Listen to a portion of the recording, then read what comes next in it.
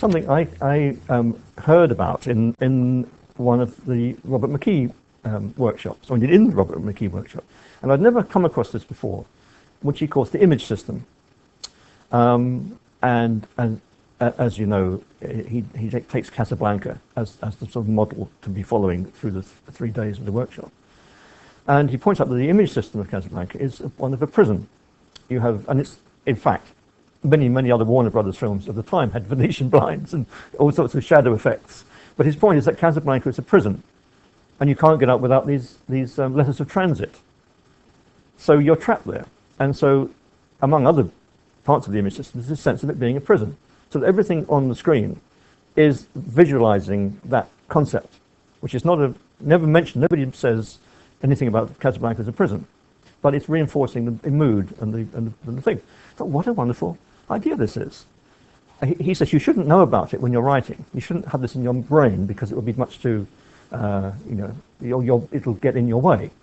But when you've finished your draft, think about it. Think about, have I got an image system here?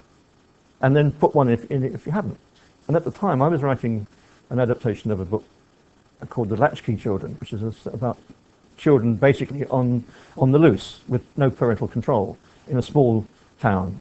And they can skateboard, they can cycle, they can run through back alleyways, they can do all sorts of things that you can't do if you're an adult or in a car.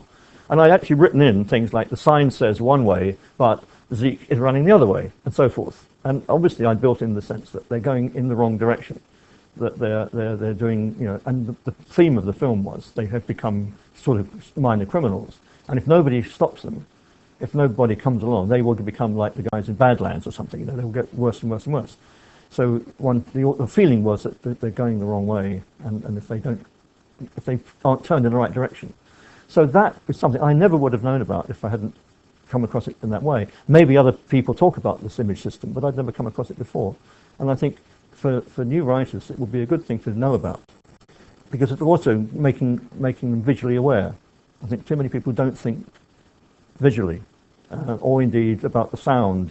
Will there be music in the picture? I often write in lyrics of songs, because I don't think the reader may know the lyrics, and the song is having some counterpoint to what's happening. So I think the more you can know about the process of filmmaking, the better you are to write a film, the better off you are to write a film.